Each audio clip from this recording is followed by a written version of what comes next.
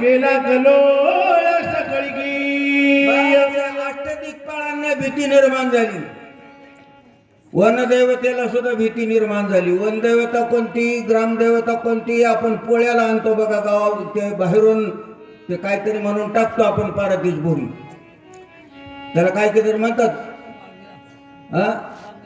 हा ते आणून टाकतो आपण.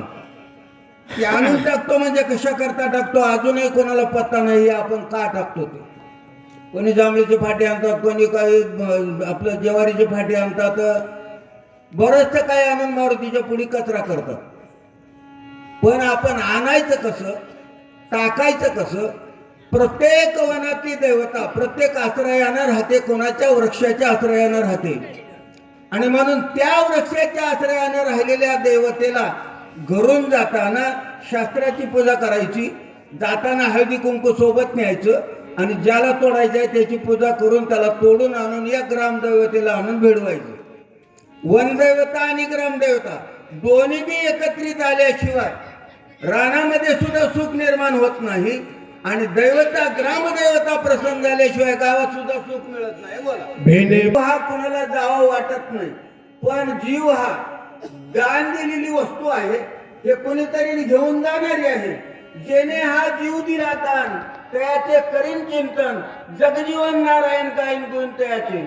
पंचमहाभूताचा एक पुतळा तयार केला, निर्जीव पुतळ्याला या जगात कोणी विचारणार नाही म्हणून जीव त्याच्या सोबत दिला आणि जीवाला असं सांगितलं याच्या संगतीत तुला जीवन कटावं लागेल. जीव म्हणतोय मी राज्य संगतीत राहतो, पण याच्यामुळं मला त्या ठिकाणी काही कुठल्या प्रकारच्या वेदना होऊ नये, यातही मला संगत झाला. त्याचे स्वभाव कसे आहेत मला सांगा. म्हणजे ह्याचे स्वभाव असे आहेत, नाशिवंत देह जाणार सकळ आयुष्य खातो काळ सावध, म्हणून याचे सर्व शरीर दुखाचे कोटार, शरीर रोगाचे भांडार नाही, दुर्गंधी शरीर दुर्गंधीची थार नाही, अपवित्र शरीर आईचा हे सर्व रोगाचं भांडार आहे. या शरीरामध्ये आलेले दुःख इथं कोणाला शरीराला झालेली जखम, इथं कोणाला जीवाला.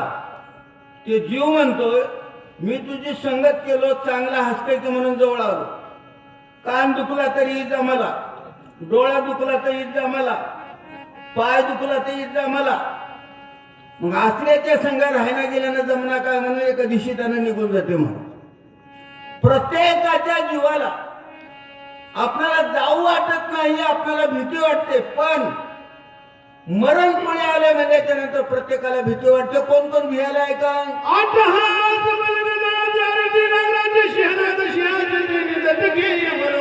यमाला सुद्धा त्या ठिकाणी अशा प्रकारचं दचक निर्माण झाली, सिंहाचे मोठमोठे आवाज येऊ. सगळ्या लोकांनी पुढे आले, शरण शरण हनुमंता तुम्हाला रामदूता दिशा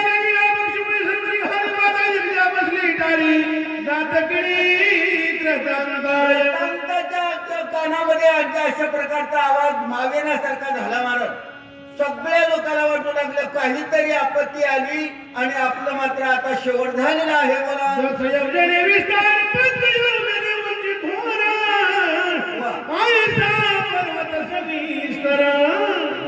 कपिंद्री सत्वर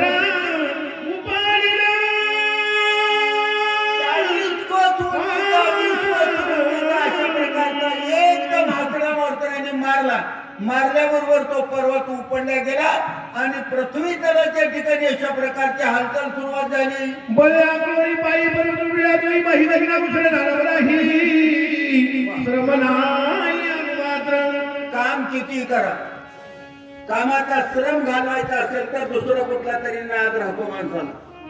माणसं काही काही कर्मना गेल्याच्या नंतर पानं खेळतात, काही काही कर्मना गेले की मोबाईल बघतात, काहीच कर्म नाही तर त्याच्यावर बसून इकडे तिकडे गप्पा करतात. हे बेकर्मणुकीचं साधन आहे.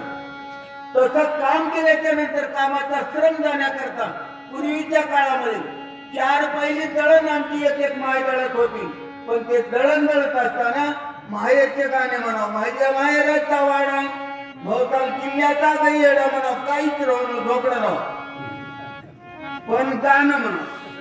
माय म्हणू लागले त्यांचं, मी म्हणलो मायला माय आणि एक गाणं ते टाकळणीचं म्हणाली तू तुझ्या वाड्याचं माहेरच्या तुझा वाडा तुझ्या माहेरचा वाडा मला माहित नाही का तिनं म्हणले तसं नवर हे माझ्या माहेरचं कौतुक करायला नाही मग कशा करता म्हणाली काहीच नाही दळलेलं दळल्यावाने वाटून हो म्हणून करावं लागलं कर्म करत असताना कामामध्ये काम काही मनारा मना जाईल भवश्रम सुख होईल दुःखाचे नुसता विना गळ्यामध्ये अडकून उभा राहा गज सुधारणे जवळ देखा पैसा झालेला गटीला एक गिरी आलोनी उपडवणी आतापर्यंत जगतामध्ये कोणी काम केलं नाही अशा प्रकारचं मारुतरायाने काम केलं चेंडू झिल्ल्यावर निघू लागले वरी प्रकाश हे मछायाची सुद्धा होणारे नव पंथामध्ये मारुतराय त्या ठिकाणी चालू लागले चालता चालता भरती तत्वता देखी लय दमाने घेतल्यानं आपल्याला लोक उठवून टाकतील कारण का एक पहिला अध्याय 3.5 तास चालला तिसरा है की नाही म्हणजे कारण का आपल्याला त्या लोकांची जागा आपण घ्यायची नाही बरोबर बिरडांना जागा दिली म्हणून घर उकरले त्यानं म्हणून आपण सारविले तर बरं राहते नाही तर त्याच्यावर उकरीत बसले तर कामाचं म्हणून मारुतराय नांदू लागलेले होते आणि योगायोगाने नजर आकाश पंथावर गेली आणि मनाच्या ठिकाणी भरताना काय विचार केला आहे का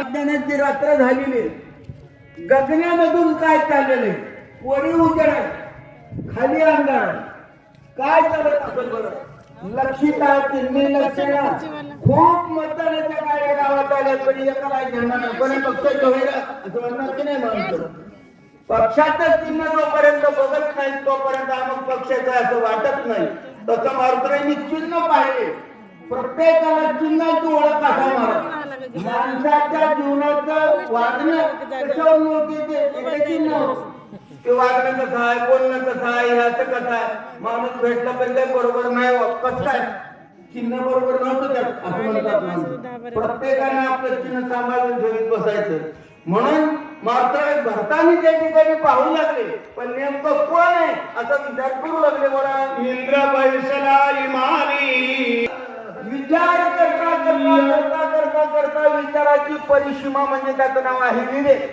आणि तो विवेक जागा झाला कुणाचा भारतात पण विमान सामान्य लोकांना नाही पहिलं लोकांना मोटरसायकल कोणाला तरी राहा पहिलं चुपचापाशिवाय गाडी नव्हती चांगल्या श्रीमंताशिवाय मोटरसायकल नव्हती कोणाच्या आता गाडीची इज्जत केली मुलकुलवाल्याने आपल्या मागणीवरची इज्जत केली अशी गमत आहे म्हणा म्हणून साधे अलंकार तरी भोगिता भरतार म्हणून जर पत्नीने अंगावर घेतलेले अलंकार जर नवऱ्याला ते पटत असतील तर तिच्याकडे प्रत्येक आपल्या आपल्या जीवनाला साधन ते करावं माणसाचं घरासारखं माणूस राहावं का माणसासारखं घर राहावं घर तर पाऊस आता काही वेगळं बसायला घर नाही पण 2000चा ड्रेस अंगावर 4000 काय सांगलं मला सांगा म्हणून इथे आमच्या भक्तांनी विचार केला इंद्र त्या ठिकाणी कुणीतरी अशा प्रकारचा बसलेला असावा महाराज वार काठीत चालत त्यामुळं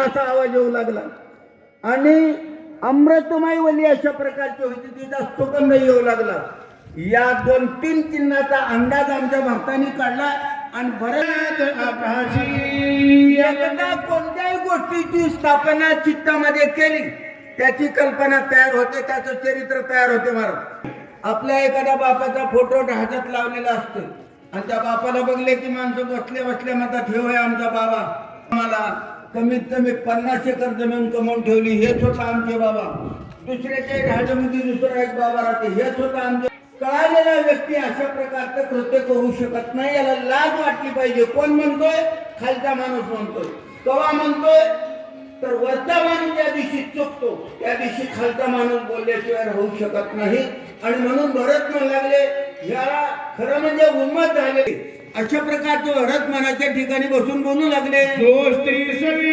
निरंजन झाला मध्यप्रासनी मातला जो धन लोभी भुलला त्या जागेला विवेक हरी. या 3 ओव्या आमच्या नाथ महाराजांनी, हे नाथ महाराजाची खरी खरी दया होती. महाराज आमच्या नाथ महाराजांनी आपल्या संसारातले सोंग परमार्थामध्ये आणले. मला नवरा नको ग बाई, दादला नको ग बाई, असे काही भारूड आणले महाराज. पण आता उलट झालंय.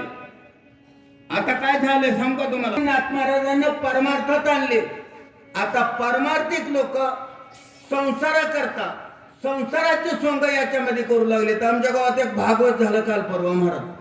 त्या भागवतामध्ये वामनाची आणि बळीराजाची कथा काढली. त्या कथेमध्ये एक वामन तयार केला, त्याच्या काकत जोडी दिली आणि बसलेल्या माणसाला उभं पैसे मागायला लावले. मला वाटलं हे वामन बळीजवळ जाते काही, ते बळीजवळ गेलं नाही, कथा सांगणाऱ्याच्याच गावाला गेलं झालं.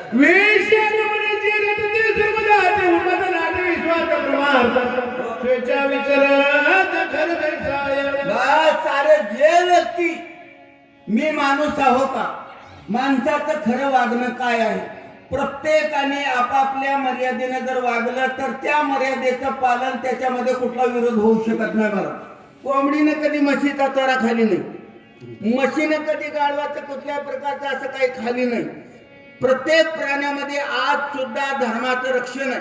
पण आपण मात्र माणसांनी सगळ्यांनी आपल्या धर्माचं आचरण सोडून दिलेलं आहे. म्हणून जो वेश्येच्या गमनामध्ये लागलेला आहे तो माणूस काय होतोय, कामाचारी होतो. काय काय करतो ऐका. खरलेने मर्यादा दिवसात एकदा जलपदा वेशाद्वारे वितरे सदा दसरे कदा नारायण. आपण खूप लय दिवसापासून ऐकलो हे, मला तर काही सांगू वाटणार मला.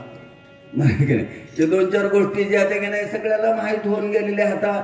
आणि यातलं बास्कळ तेवढं काही सांगावं की मला वाटणं. खरी गोष्ट सांगतो, मला ध्यान ठेवा.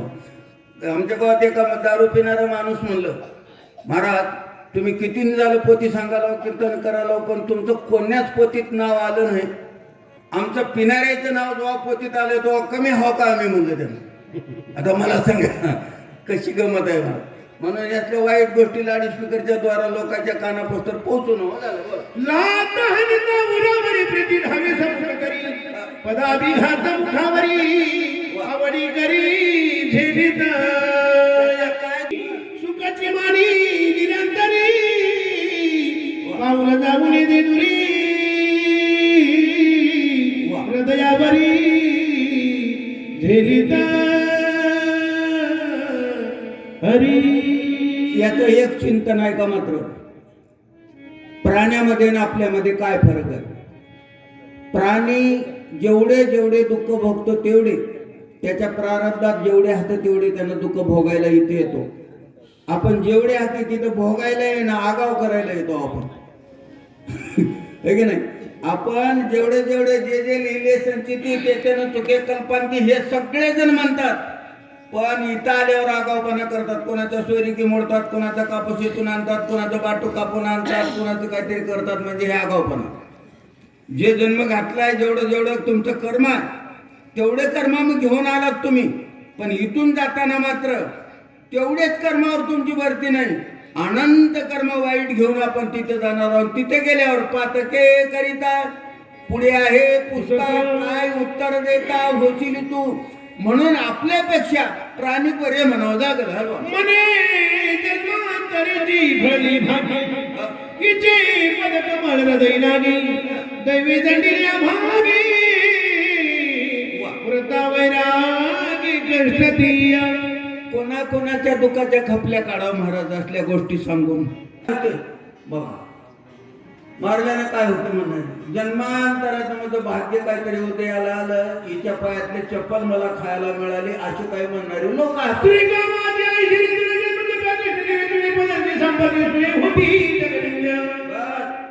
दारू पिणं हे काहीतरी असं थोडं फोंगते म्हणून. पाप कशाचा आहे, पाप दुसरं कशाचं नाही. दारू पिल्यानं पाप नाही, पण दारू कशानं तयार होते, कशी तयार होते हे जर बारकाईनं तुम्ही बघला तर नक्की तुमच्या जन्मात त्याचं दारू पिल्यावर पाप लागते. आता मला सांगा, दारू निघते म्हणा गुळाची, दारू निघते म्हणा म्हावाची, दारू निघते म्हणा मळीची. म्हणजे म्हावाची दारू कशी निघते गड्या म्हणून आमच्या गावात काढणार माणूस होतो, त्याच्या इथे गेलो बघायला. ते बघलं तर महाराज त्याच्यामध्ये ते म्हावा बिजू घातलं होतं मडकं एक मोठं. ते 4-5 दिवस झालते. 5 दिवसाच्या नंतर त्यानं उघडून बघलं आणि म्हणलं आज आलंय काढायला. त्यानं म्हणलं आज आलंय काढायला. मी म्हणलो काय काढायला आलंय? दारू काढायला आले म्हणलं. बरं बरं म्हणलं. ते भिजू घातलं तेव्हा कसं होतं म्हणलं, अर्धच मडकं होतं म्हणलं. म्हणजे फुगून कसं आलं म्हणलं. हा मोह फुगलेत म्हणला. मोह फुगले नाही ती येड्या, मधलं एक मोह काढून असं फोडून बघ. त्यानं मोह काढलं आणि फोडून बघलं तर एका त्या मोहामध्ये 100 आळी होती मला. 100 आळी. हे आलं नाही, त्या आळ्यानं वरी आणलं रे याला. त्या आळ्यानं वरी आणलं आणि मग ज्यावेळेस त्याला विस्तवावर ठेवल्यावर महाराज त्याच्या वापामधून जे बाहेर निघते त्याचं नाव आहे दारू. तुम्ही गुळाचं पाणी करून पिया, निशा येणार. मोह तसेच खा, निशा येणार. मग हे निशा कसे नाही ते अनंत जीव जंतू त्याच्यामध्ये भरते. नुसते किडेच सोडावं, काही पाली मरतात, काही उंदरं मरतात मध्ये. एवढ्या लोकांचा जीव घेऊन आपण एक व्यसन करतो म्हणजे किती पाप आहे. याला महापाप म्हणतात. महापाप, पाप, उपपाप, महापाप असे बरेचसे पापाचे 13-14 प्रकार आहेत. पण दारू पिणं हे केवळ आणि केवळ एखाद्याची हत्या करून आपल्या व्यसनाकरता कुठंतरी अशा प्रकारचं आपण करतो, ते पाप आहे. बरं, पाप झाल्यानं झालं हरकत नाही. पाप झाल्यानं झालं पण लोक तरी बरं म्हणताल का? अजिबात म्हणत नाही. जगामध्ये निंदे ठरल्याशिवाय राहू शकत नाही. इथे आलेल्याच्या नंतर जागा हो पिदळ आहे असं म्हणतात लोक. म्हणून मायबाप आपण एवढ्या दिवसापासून खरंच गेली 15 वर्षापासून अखंड हरिनाम सप्ताह ठेवतो, भागवत ठेवतो, रामायण ठेवतो. मला एक म्हणायचं पाटील की आपण एवढ्या दिवसापासून प्रवासाची सुरुवात केली म्हणजे परमार्थिक प्रवासाची सुरुवात झाली. 15 वर्ष झालं. तर मी एक प्रश्न विचारतो तुम्हाला, आजचा आपला खरा मुक्काम कुठं आहे बरं? 15 वर्षापासून प्रत्येक माणूस म्हणतो आज नाही सप्ताह, 15 वर्ष झालं, 20 वर्ष झालं रे बाबा. पण आजचा मुक्काम तुमचा कुठं आहे? कोण्या मुक्कामाला आहात तुम्ही? कोणत्याच मुक्कामाला नाही. मला जशाला तसं पळून पळून सासरवाडी जर घटना गेली तर पळून काय फायदा? रट्ट्याहून फराळ केल्यावर जर डोळा लागणार तर फराळ करून काय फायदा? मग सप्ताह करून जर एकही आपला गुण जायना, सप्ताह करून काय फायदा? माझ्या तुकोबारायची बघा तुम्ही प्रवास बदललेली. आपल्यासारखे तुकोबाराय संसारिक होते. संसारामधून संकल्प केला, माळकरी झाले. माळकरी गळ्यात माळ घातल्यावर वारकरी झाले. हाच माझा नेम धर्म, मुखी विठोबाचे नाम. होईल भिकारी पंढरीचा वारकरी, वारी चुकू दिल नाही महाराज माझ्या तुकोबारायनी. वारकरी बनले. वारीच्या माध्यमामधून ज्याच्याकरता आपण वारी करालो त्याच परमात्म्यानं मला जवळ करावं म्हणून साधना तयार केली, साधक बनले.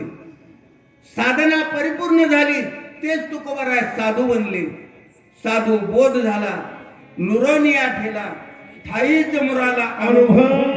साधू जोपर्यंत मुरत नाही तोपर्यंत त्याला साधू म्हणता येत नाही. बरं, रायतं घातलेलं आज खाता येणं, खायला गेलं तर नाकात शिरते. त्याला कमीत कमी 15 दिवस मुरावं लागते. रायतं मुरल्याशिवाय जर खाता येत नाही तर साधू मुरल्याशिवाय कोण साधू म्हणणार आहे? मग साधूच्या पलीकडे गेले. त्याच्यानंतर तुकोबाराय संत झाले. देवते संत, देवते संत निमित्त त्या प्रतिमा. संतापाशी सुद्धा त्या मुक्कामाला राहिले नाहीत माझे तुकोबाराया. संतांच्या पदवीमधून त्यांना प्रमोशन मिळालं आणि जगाचे जगद्गुरु ठरले महाराज. एवढे मुक्काम माझ्या तुकोबारायानं एक एक एक एक पार केले. आपला काय मुक्काम आहे सांगा? माळकरी जरी हवं म्हणून हातवरी करा, वारकरी तरी हवं म्हणून हातवरी करा. कशाचीच आपली पूर्तता नाही महाराज. म्हणून ध्यान ठेवा, प्रत्येकाच्या जीवनामध्ये थोडा तरी बदल झाला पाहिजे. आता आपण एवढं गावोगाव हिंडालो मग आपा, तुमच्या इमानदारीनं सांगा, तुमच्या हातातून किती लोक माळकरी झालेत का? अभिमानानं सांगतो महाराज, म्हणजे दिंडी आहे वारीच्या वाटण माऊलीच्या सोहळ्यामध्ये, मी अभिमानानं सांगतो, आंध्रामधले जवळजवळ अर्धे लोक माझ्या दिंडीमध्ये राहतात. बाया शिंदी किनाऱ्या सुद्धा मुक्त करून टाकून गेलो. कमीत कमी 1000 बायाला माळ घातलो असेल आणि 1000 लोकांना तर मी माळकरी केलो असेल आणि अख्खंड पिदाडू लोक. तुम्हाला उगा अनुभव म्हणून सांगतो, बऱ्याच लोकांचं मी तुम्हाला साक्षी सुद्धा देऊ शकतो. ना मला सांगा, आपण एवढं मोठं या गावचं खाऊन, या गावामध्ये आपण या लोकांना बुडवून, जर आपण एकही काम करून जर जात नसताल तर आपण कोण्या कामाचे होणार? काही जगाच्या कामाला आलो आपण? नाही, गुरु करावं, शिष्य करून घ्यावं. त्या गुरुने मठ कधी सोडून गावगाव हिंडा? नाही, त्याचं मठच बांधणं होय ना. मग या शिष्याचा कवा उद्धार करावं त्यांना? कधी यावं? घराघरात यावं लागते. माझे संत घराघरात गेले, प्रत्येकाजवळ गेले. आज तुम्ही जेवढे लोक आपण इथं आलो, एवढ्याने एकच संकल्प करा, घर परत एका तरी माणसानं माळ घेतल्याशिवाय इमानदारीनं आम्ही गाव सोडणार म्हणा. एक जरांगे तर हिंदूचे त्या एकीकरण केलंय, तर तुम्ही सुद्धा एकीकरण करा. आम्ही तुमच्या गावातून हलणार नव्हतं म्हणून पारावर बसा. बघू तर हे मुळावर बसले तर आता उठण्यात घ्यावंच लागते. माळकरी म्हणतात की नाही बघा तुम्ही, कोण आपल्या देहावर घेणार आहे महाराज? ध्यान ठेवा. मग मला तर असं वाटते आपा, मला तर असं वाटते, आमच्या हाताने एकही जर माळकरी होईना तर आपल्यापेक्षा पिदाडू लई चांगले 4-5 तरी पियाचे करून गेल्याशिवाय मरणा आहे नको की नाही? तसं जीवनामध्ये, आपल्या जीवनामध्ये फक्त दारूचं व्यसन हे नको बाबा. काय नको? ऐका,